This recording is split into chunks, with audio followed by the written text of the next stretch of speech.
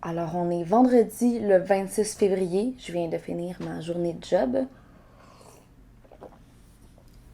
Et dans 55 minutes, je vais supprimer mes applications de Instagram, Facebook et TikTok. Salut tout le monde, c'est Bravo Maude. Un autre vlog aujourd'hui, je pense que je suis sur une lancée de vlog. Grosse chance que dans 2 semaines ce soit ça encore. Vlog de fin d'hiver. En tout cas, concentrons-nous sur le vlog d'aujourd'hui. Je vais essayer de vivre sans réseaux sociaux pendant une semaine. Je fais pas juste ça pour faire une expérience sociale parce qu'on s'entend qu'il y en a tout plein là, qui ont fait ça pendant bien plus longtemps que moi. Là, une semaine, c'est pas grand-chose. Mais c'est pour voir où est-ce que mon cerveau va se diriger dans ses temps libres quand il pensera pas tout le temps à faire du contenu éducatif pour Instagram. Dans le fond, j'ai dit que j'allais déliter Instagram, TikTok, Facebook. Moi, c'est vraiment Instagram le problème. Je suis tout le temps là-dessus. Je suis tout le temps en train de me comparer aux autres créateurs de contenu. Je suis tout le temps en train de me dire, mon Dieu, j'ai pas donné assez d'informations aujourd'hui, etc., etc. Mais ça me bloque aussi dans d'autres projets parce que moi, je vois les réseaux sociaux comme un moyen et non pas comme un but.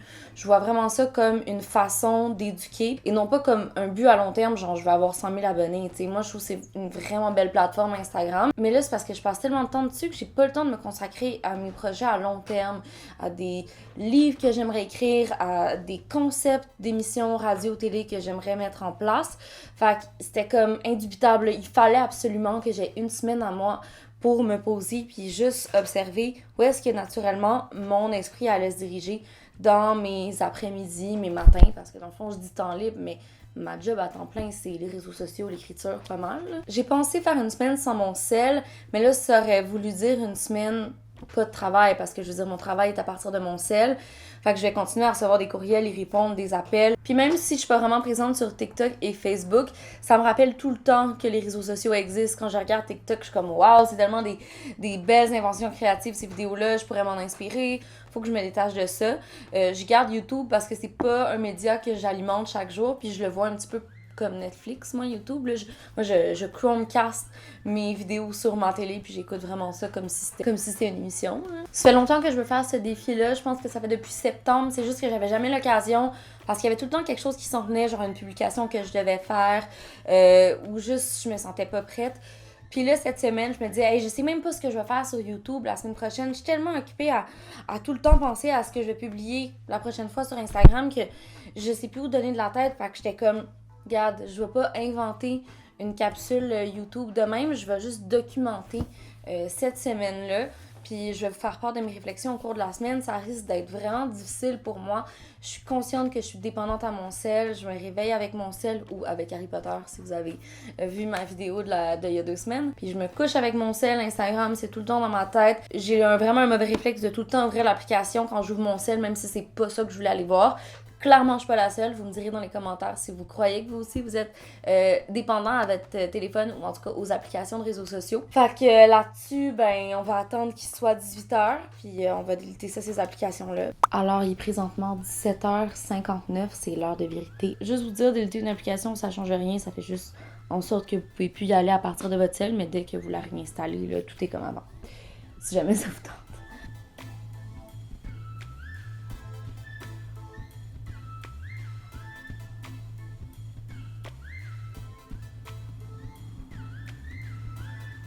Que le sevrage commence. Liberté, liberté, nanana. Alors, il est 8h, toujours vendredi 26 février. Ça fait 2 heures que j'ai délité Instagram. Puis ça fait au moins 4 fois que j'ai envie de l'ouvrir pour soit partager un podcast, pour partager ma magnifique soupe ici. Oui, pour vrai. Puis regardez comment elle a l'air belle, ma soupe. Grâce à cette soupe-là, j'aurai pas besoin d'aller à l'épicerie demain. Je vais pouvoir manger ça toute la journée. Vendredi soir, 1h du matin, je m'en viens pour me coucher. La soirée s'est quand même bien passée. Écoute, je documente une affaire qui a l'air d'être comme... Je vis sans manger, genre pendant une semaine, mais c'est juste sans Instagram en tout cas. Là, ça va être la première fois où je vais pouvoir lire dans mon lit avant de me coucher sans avoir la distraction de comme, de façon inconsciente, ouvrir l'application. Quand même très cool. Bonne nuit! Bon, alors je vais pas vous raconter toutes les fois où j'ai voulu aller sur Instagram pendant une semaine, là, la vidéo serait vraiment plate et durerait 50 minutes. En effet, chaque fois que j'étais en attente de quelque chose, genre que Gabi installe la télé, que l'eau bout ou juste quand je déjeunais, j'avais plus Instagram ou Facebook ou TikTok à ouvrir, fallait soit que je lise, soit que j'apprécie le moment présent, chose qu'on n'a plus le privilège de faire depuis qu'on vit dans une ère d'hyperstimulation. Autre chose avec laquelle j'ai renoué, c'est les podcasts. J'ai passé tout mon samedi à écouter Comme disait avec Rosemée Automne-Témorin, que ce soit en marchant ou en fixant le vide dans mon bureau. En tout cas, c'est mon genre d'humour, je vous le recommande fortement. Dans les jours qui ont suivi, on est allé au chalet, ce qui était vraiment génial pour vivre un sevrage numérique. L'air frais, le paysage, l'espace. C'était parfait pour réapprendre à passer le temps autrement qu'en faisant défiler un fil Instagram. Je suis pas super bonne. L'autre chose que j'ai remarqué dans les premiers jours de sevrage, c'est le nombre de fois où je voulais aller voir une information sur Instagram ou Facebook.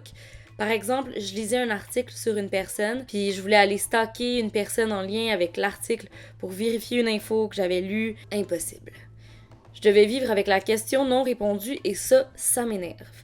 Mais l'accès à l'info instantanée, c'est pas inscrit dans nos gènes, hein, c'est super récent comme phénomène et il faut qu'on sache s'en libérer. Aussi, je pouvais plus vous montrer sur Instagram les belles choses que je voyais au quotidien, mais en même temps, c'était une pression en moins, un privilège que je m'étais donné pour davantage vivre le moment présent. Puis, c'était plus facile puisque j'ai quand même enregistré des super belles images avec la caméra de mon père pour ce vlog-ci et le prochain. Donc, je sais qu'à long terme, je vais pouvoir vous partager plein d'affaires. Bon, on s'entend que c'est pas un vrai sevrage puisque je documente le tout sur YouTube.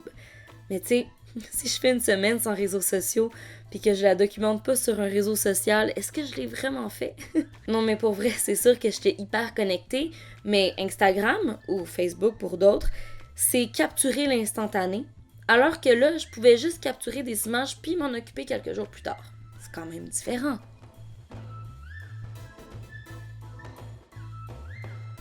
Quand le lundi est arrivé, c'est là que j'ai remarqué à quel point, quand je travaille, je m'arrête sans m'en rendre compte pour aller sur Instagram.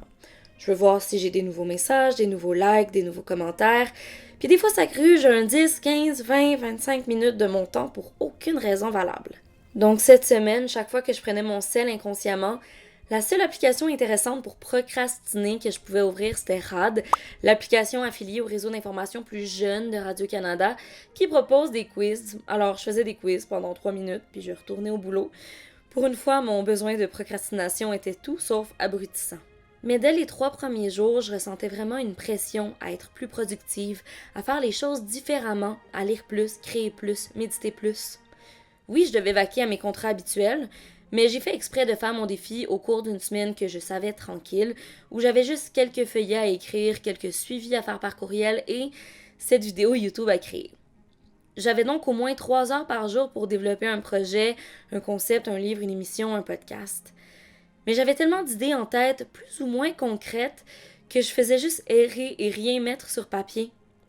La première chose que j'ai faite, c'est relancer quelques médias pour développer des articles, des reportages, des capsules vidéo concernant des initiatives climatiques. Mais encore là, je revenais à mes bonnes vieilles habitudes, vouloir être productive à tout prix au moment présent. En même temps, avec notre nouvelle maison qui s'en vient, parce que oui, il y a vraiment une nouvelle maison qui s'en vient, j'y reviendrai au printemps, là, j'aurai plus de dépenses et je pourrai plus me permettre des semaines où je fais juste 200$ comme présentement. C'est aussi pour ça que le développement de projets payants à long terme est important. Donc, au début, je savais pas quoi faire de ma peau. Une foule d'idées se bousculaient dans ma tête en début de semaine, sans compter ma culpabilité de pas développer tout de suite un projet concernant les changements climatiques. Même à la seconde où je vous parle, là, j'ai encore rien intégré en lien avec les changements climatiques dans ma vidéo. Pourtant, c'est pas mal pour ça que vous me suivez, non? Puis ça m'angoisse de savoir que je réponds peut-être pas à vos attentes. Mais bon, ça, on y reviendra. Puis, finalement, lentement, le mardi 2 mars, j'ai commencé à utiliser ce temps-là, cet espace-là dans ma tête pour créer. J'ai repris l'écriture d'un livre que j'avais commencé 1 an et demi plus tôt et qui se déroule dans un monde inexistant. Je veux pas trop en dire, mais disons que la carte de mon univers est faite depuis longtemps puis que j'ai une trilogie en tête. En tout, j'ai 3 projets de livres en stand-by, Puis je sais que c'est celui-là, le fantastique, qui est le moins susceptible d'être publié, mais c'est celui-là que je préfère écrire. Alors là, je continuais à angoisser un peu. Tu sais, ma force, c'est de vulgariser des concepts en lien avec les changements climatiques, non? Est-ce que je devrais pas me concentrer là-dessus? Mais tu sais, on dirait que, vu que je voyais ce sevrage de réseaux sociaux comme un congé d'une partie de ma job, je voulais pas aller vers ça. Ça me rappelait trop Instagram. Puis, le mercredi, je me suis finalement penchée sur un concept d'émission qui porte sur la conservation de la biodiversité. Je veux rien spoiler, mais disons que ça m'a fait du bien de prendre une pause de quelques jours pour réellement déterminer ce qui m'allumait dans la lutte au changement climatique. C'est-à-dire les écosystèmes, la forêt, les arbres. C'est pas un secret pour personne que c'est ça qui m'intéresse, mais je crois qu'il me fallait un petit recul pour réaliser que j'ai certaines limites quant à la vulgarisation de certains sujets plus complexes et que pour jamais être saturée et tannée, je devais pas céder à la pression de faire le travail d'un ou d'une scientifique, puisque moi, ce qui m'intéresse réellement, c'est la solennité des montagnes, le savoir des arbres, la beauté d'un cours d'eau sain et les solutions à long terme pour éviter que tout ça s'effondre.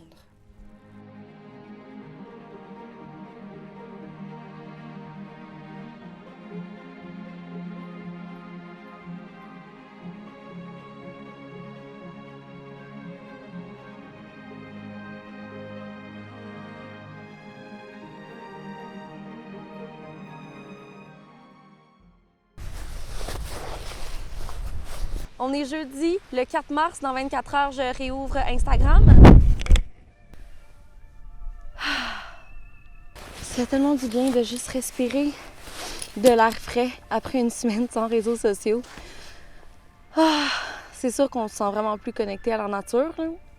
Mais ce que je retiens de cette expérience-là, c'est que je suis pas si dépendante aux réseaux sociaux que ça. Je m'imaginais vraiment faire un vlog où, genre, à chaque 3 heures, j'allais comme paniquer puis faire comme, oh mon Dieu, là, ça fait 86 heures que j'ai pas touché à Instagram. Non, pas du tout. Pour vrai, j'ai pas tant eu le goût de le rouvrir. C'est sûr que, tu sais, des fois, il y a mon chum qui était comme, ah, t'as-tu vu, genre, telle story de Rosalie Bonenfant qui s'est fait envoyer telle photo? Puis je suis comme, non, j'ai pas vu. Mais, tu sais, malgré la pression que je me suis mise pour accomplir des choses que je ferais pas normalement, je trouve que je m'en suis plutôt bien sortie. J'ai réussi à avancer des projets de concept télé, j'ai réussi à avancer mon livre, à avancer la ligne du temps de mon livre. Puis je me suis rendu compte de quelque chose aussi, c'est que, tu sais, je sais c'est quoi mes rêves ultimes, c'est d'animer à la radio, c'est vraiment d'avoir des émissions qui parlent de biodiversité ou qui parlent de culture de façon un peu excentrique. Puis on dirait que j'avais un petit peu enfoui ça en mettant toute mon énergie, tout mon dévolu sur les réseaux sociaux. Mais dans les dernières années, il y a tellement de fois où je passais à comme 1 centimètre de mon rêve, où j'ai failli animer quelque chose, finalement, en dernière minute, ils ont décidé de prendre quelqu'un de plus connu, ou j'ai failli être chroniqueuse pour quelque chose, finalement, l'émission a été annulée, finalement, ils ont changé la production, donc la production voulait une autre sorte d'équipe. Tu sais, il y a plein d'affaires qui m'ont arrivé dans les dernières années, puis j'ai trouvé ça tellement douloureux à ce moment-là que je me suis vraiment concentrée sur les réseaux sociaux pour pouvoir contrôler puis plus dépendre d'éléments extérieurs pour créer ce que je voulais, puis ce que je trouve fantastique. Puis, tu sais, j'aime tellement les discussions que j'ai avec vous, mais c'est sûr que de pas interagir avec vous, de pas créer du contenu quotidiennement, ça m'a comme remis dans ce bain-là, puis ça m'a remis à cette douleur-là. Donc, j'ai eu des moments où, genre, je pleurais parce que j'étais comme... Est-ce que j'ai fait la bonne affaire de me concentrer sur les réseaux sociaux dans les 2 dernières années? Puis la réponse à ça, selon moi, c'est oui. Oui, j'ai bien fait de me concentrer sur les réseaux sociaux. Je me suis développée en tant que personne. En faisant des recherches sur les changements climatiques pour vous vulgariser des sujets, j'en ai appris plein. Je suis devenue une meilleure personne. Puis pour vrai, je trouve ça vraiment génial. C'est sûr que là, je vais essayer de poursuivre les projets que j'ai à long terme. Mais d'ailleurs, je voulais vous demander, si j'écrivais un livre qui ressemblait beaucoup au contenu que j'offre sur Instagram, YouTube, est-ce que vous l'achèteriez? Si j'avais un podcast qui parle pas nécessairement de changement climatique, mais qui parle de plein de choses un peu déjantées, de mythologie, est-ce que vous l'écouteriez? Est-ce que vous m'écoutez parce que vous aimez les propos que je dis ou parce que c'est ma personnalité, comment je le dis? T'sais? Je teste un petit peu qu'est-ce qui résonne pas chez l'auditoire millénial ou génération Z ou même peut-être génération X, je sais pas trop. En fait, l'affaire, c'est que j'adore faire des vidéos comme ça, surtout des vlogs sur YouTube. C'est juste que j'ai pas encore la monétisation, donc c'est sûr que ça prend beaucoup de temps, c'est qu'il n'est pas rémunéré, puis je sais que si je faisais une vidéo par semaine, probablement que à cette heure-ci, j'aurais probablement eu ma monétisation, mais j'ai essayé de faire des vidéos une fois par semaine quand la pandémie a comme commencé, le confinement il y a 1 an, puis je trouvais pas que le résultat était fameux. Genre, mes vidéos étaient correctes, mais sans plus, comme si je me forçais à créer du contenu qui me venait pas naturellement. Fait que mon autre question à laquelle j'aimerais que vous répondiez, soit en commentaire ici ou en commentaire sur ma photo Instagram que je vais publier en même temps que cette vidéo, est-ce que vous préférez me voir chaque semaine, mais que peut-être les sujets soient moins pertinents, moins concis, ou une fois par 2 semaines, ça vous va? Puis dans le fond, tu sais, je suis tellement présente sur Instagram que si jamais vous vous ennuyez de moi, vous pouvez me voir sur Instagram. Tu sais, je suis consciente que j'ai pas tant d'abonnés. Même si j'avais la monétisation, je recevrais pas 3000 par mois. Tu sais, j'ai 2,quelques abonnés sur YouTube, ce qui est pas immense, mais je trouve que j'ai des abonnés de qualité avec qui j'échange, puis avec qui j'ai des super belles conversations, puis ça, je trouve ça super précieux.